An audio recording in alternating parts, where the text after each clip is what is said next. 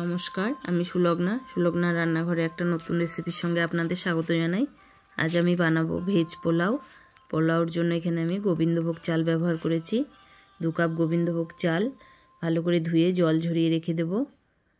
এখন কড়াইয়ে refine oil দিয়েছি, দিয়ে এখানে যে সবজিগুলো আমি পোলাওতে ব্যবহার করব সেই সবজিগুলো একটু করে লবণ দিয়ে হালকা করে ভেজে ভেজে তুলে রাখবো। ক্যাপসিকাম ভেজে নিলাম, এবার গাজর ভেজে নেব। ভিডিওটা পুরো দেখার জন্য অনুরোধ রইল। ভিডিওটা দেখে একটা লাইক দেবেন, কমেন্ট শেয়ার করবেন। আর আমার চ্যানেলে যদি নতুন বন্ধু হয়ে থাকেন প্লিজ চ্যানেলটাকে সাবস্ক্রাইব করবেন। আর ফেসবুক থেকে দেখলে ফলো করবেন।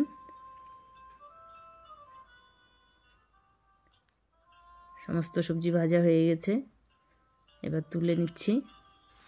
এবার কড়াইয়ে 1 টেবিল চামচের মতো ঘি দিয়ে দেবো, দিয়ে এখানে কাজু কিশমিশ ভেজে নেব। 10-12টা কাজু ভেঙে দিয়েছি। কাজুটা 1 মিনিটের মতো ভেজে কিশমিশটা অ্যাড করব। ভাজা হয়ে গেছে, এবার তুলে রেখে দেব।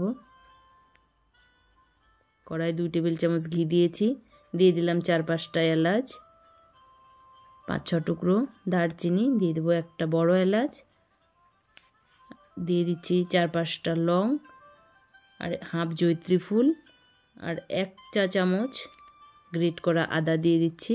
এই আদাটা 1 মিনিট ভেজে নেব। এখন দিয়ে দেব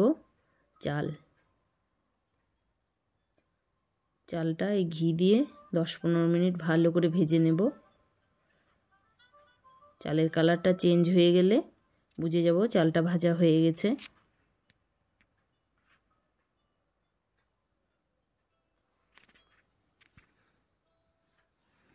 চালটা ভাজা হয়ে গেছে, এবার এখানে দিয়ে দিচ্ছি জল।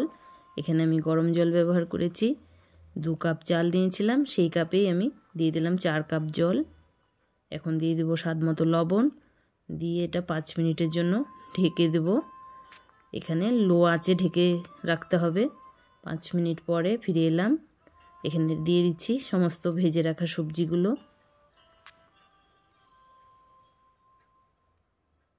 দিয়ে একটু নাড়াচাড়া করে দেব। এখন দিয়ে দেব 3-4টে গোটা কাঁচা লঙ্কার একটা ফ্লেভার আসবে। আর দিয়ে দিলাম ভেজে রাখা কাজু কিশমিশ। এবার দিয়ে দিচ্ছি চিনি। এখানে 400 গ্রাম চাল ছিল, তাই আমি এখানে 80 গ্রাম চিনি ব্যবহার করেছি।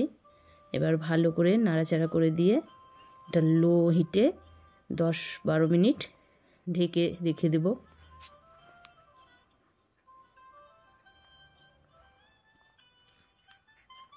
10-12 মিনিট হয়ে গেছে, এবার খুলে নিলাম। পোলাওটা পুরো রেডি। এবার উপর থেকে একটু ঘি ছড়িয়ে দিয়ে নামিয়ে নেব। ধন্যবাদ।